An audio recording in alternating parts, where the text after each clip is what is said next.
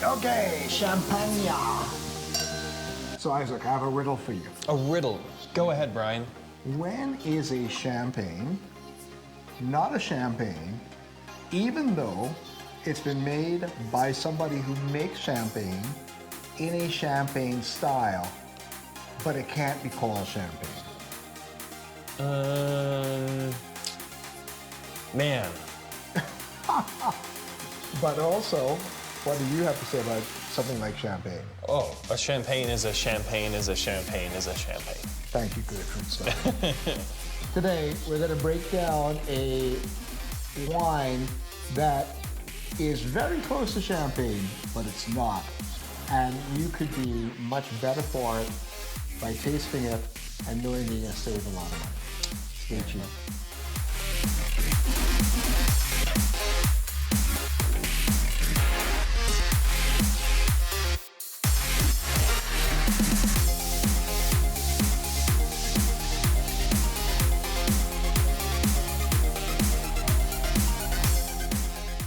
Greetings, everybody.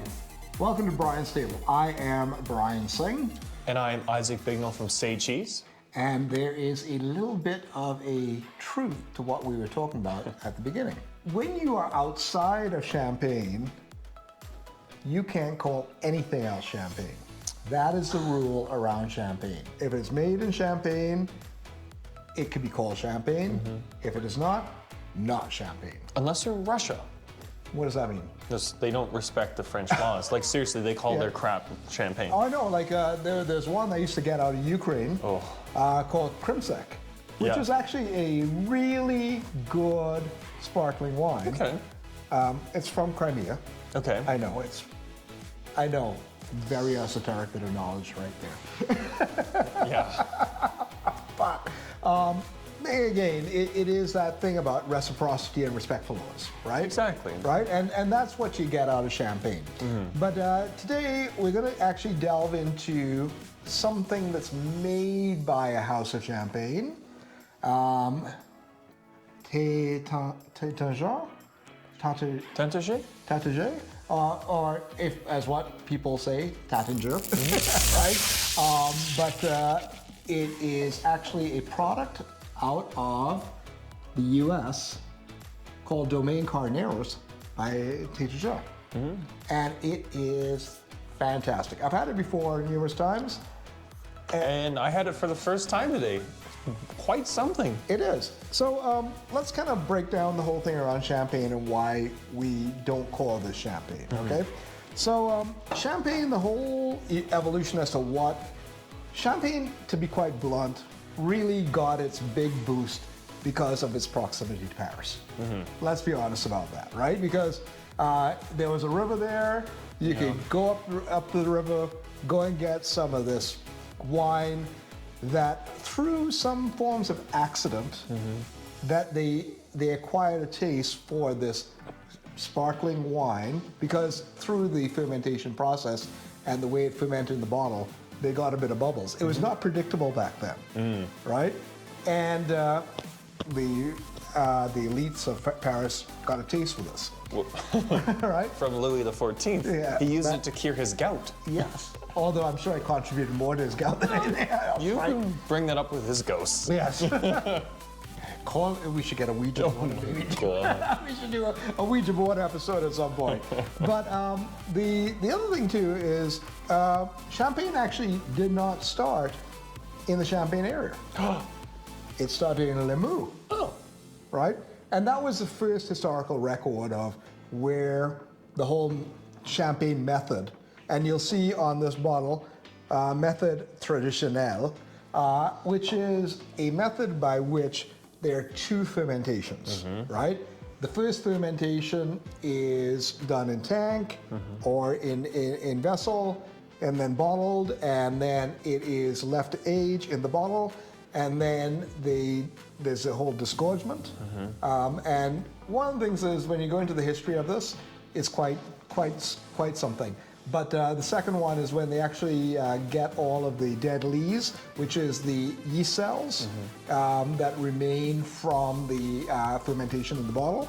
And then they freeze it now, and then they remove the cork, and then they added a little bit of sugar to it. The dosage. Yeah, the dosage. And then they put it back in the bottle, and that's what goes to market, but that can age for another long time. They don't freeze it? Or they obviously freeze it as part of the disgorgement, right? But do they still fire it off if they freeze it? No, I don't think so. Like, obviously they want to clear it out, right? Yeah. So like they clear out all of the dead leaves and whatnot, right? So when you get it's part of the clarification process too, right? Okay. Right? The thing about it is there's all these laws around what constitutes being champagne, and as we were saying in a previous video, there's all the houses that make the champagne. One of the earliest houses, and this is why it has such a reverence within the market, was Dom Perignon. And Dom Perignon was the first one who actually started to codify what became champagne, right? So which is why it's got that brand name recognition, right? They still produce something like 6 million bottles a year too. Right, I know, but you know, you have to kind of look at the big brand names: Brut, More Chandon, Boulanger. The ones with the biggest names, they were the earliest ones, right?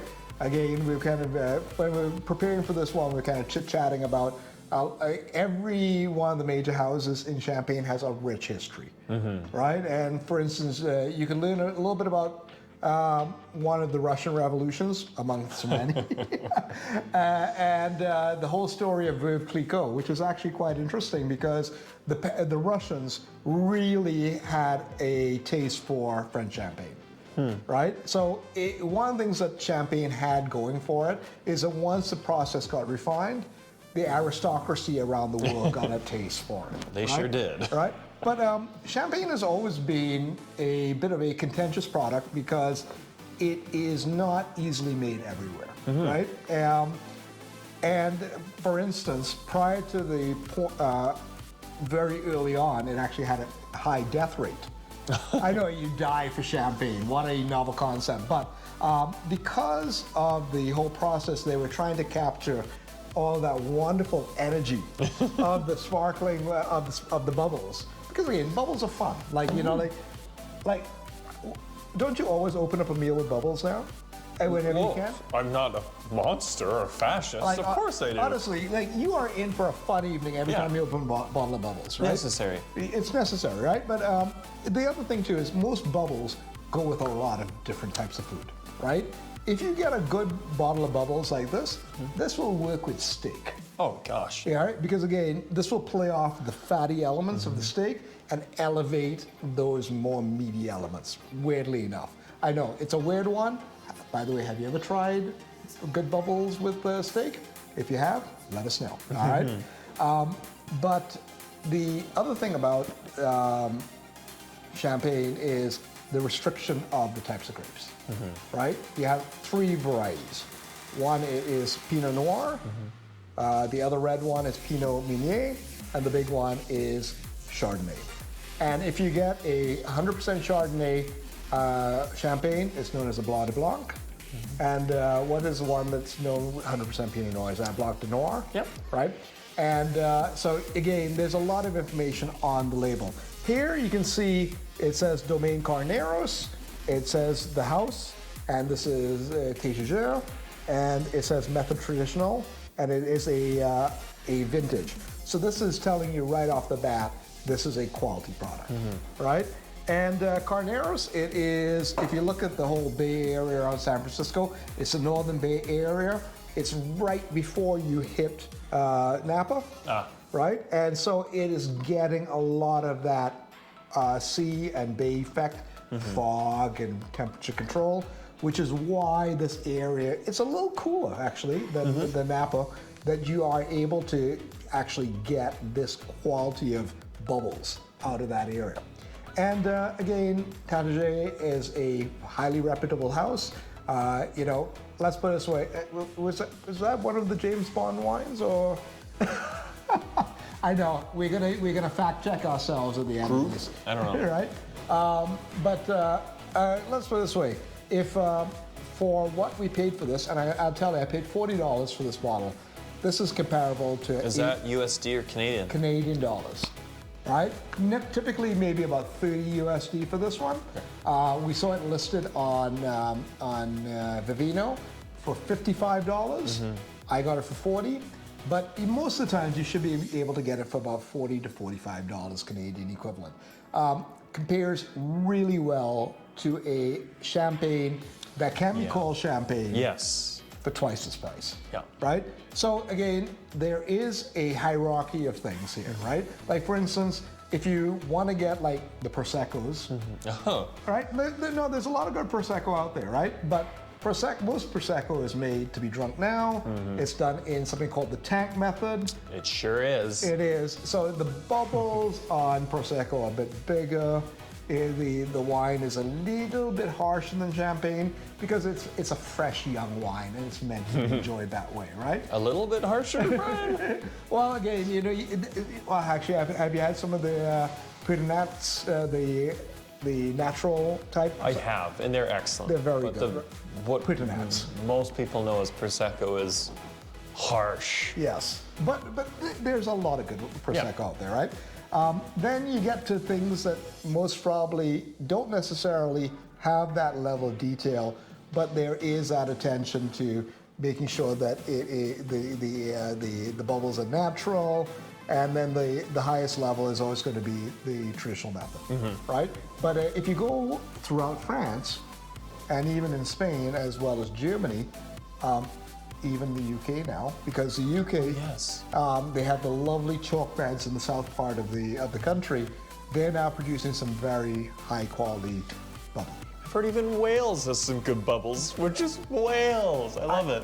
Welcome to the world of climate change, people. You know, again, the northernmost areas that's what you're going to get with champagne: high acid, obviously things without much tannin, and just a lot, and you know, again, using the yeast as a catalyst to actually bring a lot of flavor to this, right? So the techniques that they use and the aging, the riddling and whatnot. Another thing about the riddling, and this is actually about the evolution of the product, they actually used to have a death rate associated with making champagne. It's actually quite a shocking thing that these bottles used to explode all the time. And you know, to actually be in a cellar area where up to 90% failure rate of some of the bottles. So this is how bad champagne used to be. But you know, through the process of more strong bottles, having the cage on top, and it really did start to bring this region into prominence as it started to control some of these things. Is that why champagne bottles are always heavier? Yes. That makes a lot of sense. Because again, you have this thing under pressure. Yeah. Right? The magnums are so heavy. And really... I'm sorry, I had to take a sip. It was so good. Yeah. Because we're just chatting about this. But the other thing that I would encourage people to do is also look out for Cremant. C-R-E-M-A-N-T. I know, T. Wow. I know, I was there busily trying to invoke my French pronunciation of the word T, on the letter T. But there's a lot of very good Cremants across the region. And if you get a good Cremant de Bourgogne from Burgundy, that means that it is from south of Champagne area, in the wonders of the Burgundy region and the terroir. And with the same grapes? And just two, because they don't do Pinot. They don't do Pinot Meunier in. But they don't use a lot, anyways. They don't. But again, a few houses do 100% Pinot Meunier for the hell of it. I had no idea. Yeah, wow. Are they good? No, okay, you know. But you know, the odd thing is, you know, like Chardonnay, which is, you know, there was the ABC movement for a while, the anything but Chardonnay. Champagne is hopeless without Chardonnay, as far as I'm concerned. You know, Chardonnay is the rock star. It is the backbone of most good bubblies, right? You know, a good Pinot Noir, because again, there's very little skin contact. And this is how you can tell a rosé. Rosés have skin contact in the fermentation process. Regular champagne usually doesn't, right? So that's why you can use red grapes in champagne. Any other things? So bubbles, let's kind of also look across the world. There are lots of other regions around the world that actually do produce very good bubbles. Yep. You know, we were kind of joking about Crimea. You know, but if you look at the actual soil there, it's that beautiful, you know, it's almost like marble down there, that rocky soil. And the Greeks planted the grapes there. Yep. So. Yeah, actually, the Greek ruins are evident all the way throughout Crimea, right? But bubbles take other forms. Like Australia does some very good bubbles. You go to Tasmania, highly regarded. Oh, yeah. Even in Canada, there's some very good ones.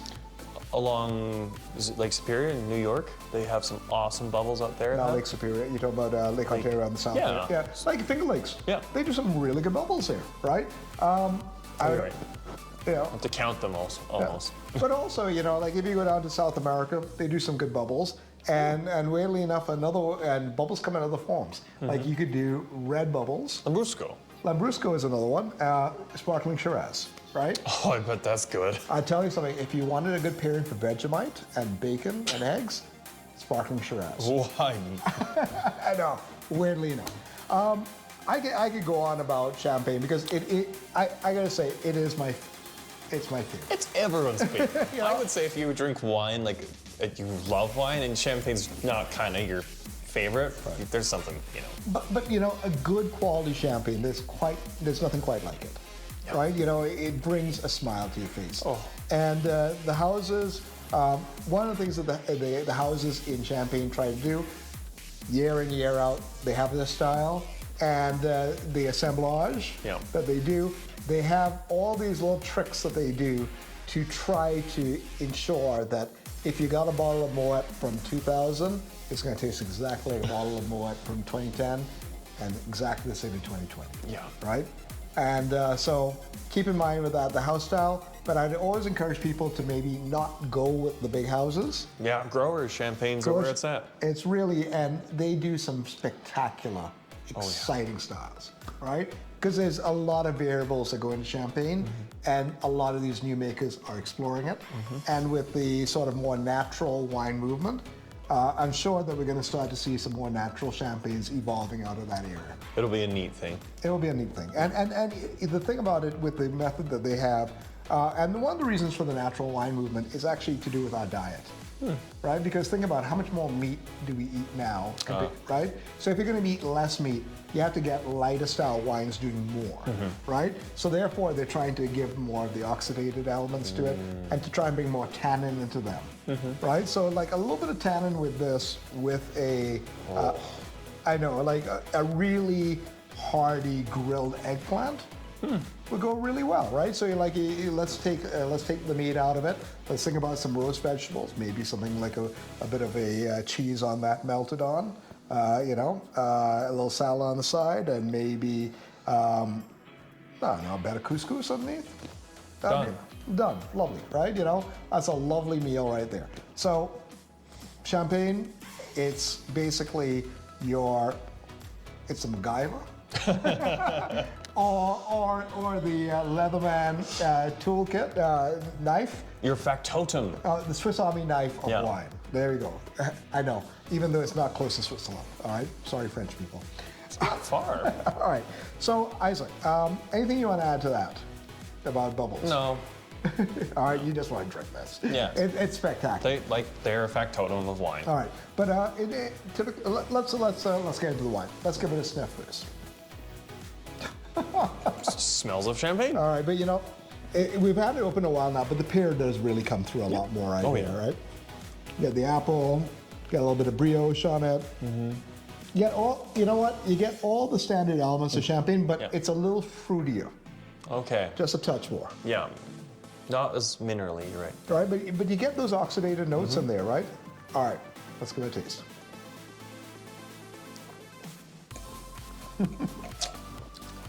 The finest of bubbles. Yep.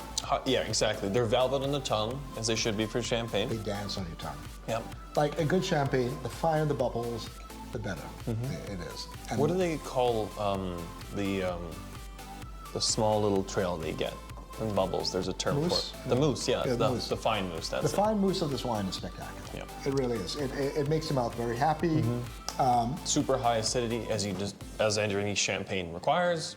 But the oxidative note does stay on the palate, and it's just saying, I would say with this one, lovely, like a shrimp cocktail, like or even like a Thai shrimp. Okay, a little spicy. A little canapé, a little one, a little amuse-bouche with that. That would go lovely with that. Smoked salmon.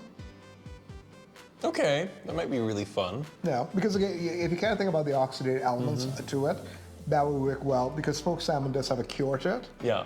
right? And the smoky notes will work well on the mid palate on this, right? So Delightful. you can, but Anything? anything briny Yeah. goes beautifully with it. Oysters are a perfect pairing for a reason. Yeah, With a touch of creme fraiche, just to bring it all together. beautiful. Yeah, like I'm getting hungry right now. Need some caviar too. Right. But in terms of the flavor, all the elements that you traditionally associate with champagne, they're here. They really are. This is basically if you were to serve this to somebody who is a champagne expert and you didn't tell them what it was, they'd have a hard time with this, right? And again, did I say $40 for a sparkling wine of this quality? Spectacular. Wild. All right, so we're going to do cheese, but what cheeses would you typically pair with? A chartreuse, yeah. Yeah, no, we're both champagne bubbles. Non-champagne bubbles, actually. Chartreuse is a great one. Anything really rich on the palate is spectacular. That's what comes to mind, but really, Okay, so when you worked in the steakhouse, how much champagne did you use there? lots. Okay, what were people typically ordering it with? I'd have Was it them. just a special occasion stuff, or was it? Oh God, no. Champagne doesn't deserve a special occasion. It's an everyday wine. Thank you. You see, that's another thing too that we have to think about. Yeah. Have bubbles more often. Yeah, they're not just for special. You don't have to buy champagne every day, but bubbles are every day. Yeah. I loved like a fried calamari with them. Yes. It was delicious. So anything that has a deep fried element, I rarely eat deep fried anymore. This cuts fat. Oh yeah, so well. So think about, because of the searing acidity, anything that has a high fat element to it, this is your best friend. When you're doing caviar, when caviar is so rich, bit of creme fraiche, and on a potato chip is really fun for this reason. Cuts through it. Or blinis, which are just butter soaked.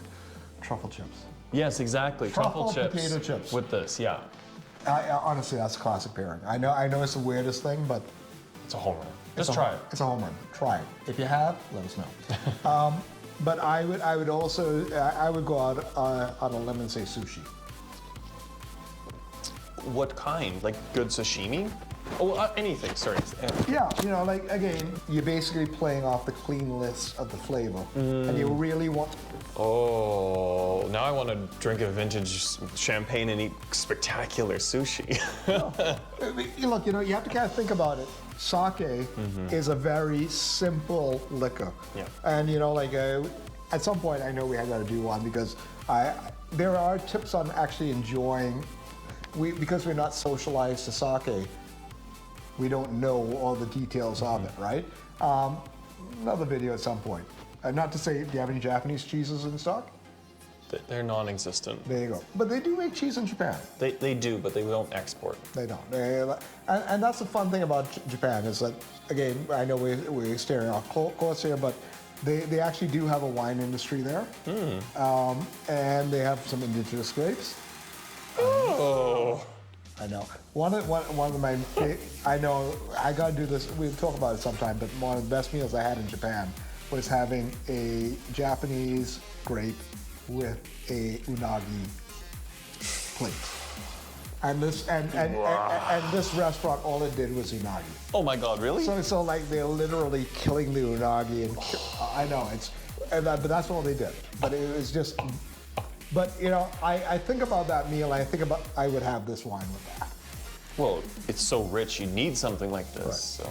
Speaking of rich and whatnot, we didn't do a cheese here, but we had some prosciutto on hand. So let's we got it. This is 24-month prosciutto from the area in Like Parma? Parma. Yeah. And they have these houses in Parma where they make prosciutto, and you can go in the basement and you would have a olfactory overload of prosciutto. All right, but prosciutto, it is a cured ham. Lots of good flavor, nice saltiness, Delicious. Yep. nice porkiness. Let's see how it goes with the bubbles.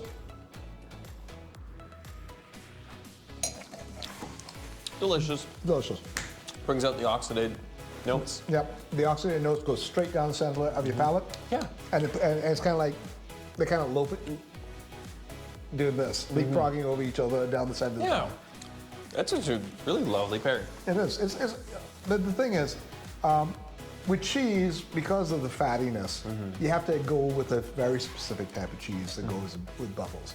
Bubbles tend to be a lot more across a broader variety of things. Yeah. And cheese needs to be a much more specific type pairing. Yeah. Cheese. Yes, it does. Right. You can ruin a great wine with the wrong cheese, even if they're both amazing. Right. So if you are going to do cheese, I would always encourage people to bring in another element. We talked about this thing of bringing in the third, right? And in the third with a cheese, you may want to incorporate a fruit element, a vegetable element, or a meat element. Yeah, and sometimes just a classic. The bread is what needs to be there for the roundness too. And I would always encourage people to think about if the brioche notes are here, think about brioche to play with the brioche notes. We didn't even mention, yeah, brioche and butter in this. Perfect pairing. Total of that, right? You know, like, again, bread and butter. Okay, how many of you have just came home with a fresh loaf of bread, or just straight out of the oven? Bread, butter. Bread. That's it. Oh. Makes me want to go home and make bread and drink champagne. Yeah. All right, let's play the game. Where does this wine put you? You know, place, movie, song, whatever. It's very elegant. I'm going to say an opera box, but in the new world somewhere. Okay. It's because it has all the playful, joyous notes of a champagne, but there's something nouveau about it. Right. Okay. I'm gonna go directly almost to the source. Oh. This takes me back to across the bay from San Francisco and Oakland at Chez Panisse. Okay. Right? This is a wonderful wine to have with a farm-to-table meal. And it will work with almost every course. And just imagine a farm-to-table meal where you're outdoors and everybody has contributed and everybody's playing their best game of cooking. And you curated this wonderful menu. This is a wine that you can enjoy throughout the meal. Oh, yeah. Oh, you know, like how they used to have Nuit Blanc? Nuit Blanc? You know, like how they had the Night of White where people go to the... Oh, yeah. That'd be...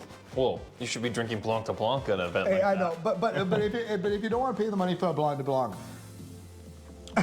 It's still a rock star. It's still a rock star. So, actually, I hope that you really do give this a try. If you haven't had it before, there's another one from the area called Schransberg. We should do a video on that. That's the White House wine. So anytime you look at, and it's always a lot of fun looking at all of these state dinners and what they're serving, because the state dinners do try to emphasize local and regional wines. All right, so this has shown up on White House dinners already. So, Of course it has. I love that. So, you know, if you are a political geek, Schransberg and Domaine Carneros, you have a bit of fun with that. And we hope you do. Amazing. Well, Ryan. Yep, it's been a good one. It All has. right, so we hope you enjoyed this one, and we hope that you go out there, open your mind up to more sparkling wines that are not called champagne. Because there's a whole universe out there. They're fantastic. And you should really try them. And they're so much fun. So I hope that you enjoyed this video. And as always, we're truly appreciative of the time that you've taken with us to watch us and support what we're doing here. Thanks again for watching. If you like what you're seeing, hit the like button. Please subscribe. And if you have anything to say about what we're saying and would like to know more about what we're doing, or have some tips to give us, or you want to see us do a wine or a pairing in the future, let us know in the comments below. And in the meantime, go out there, taste the world. Cheers. Cheers.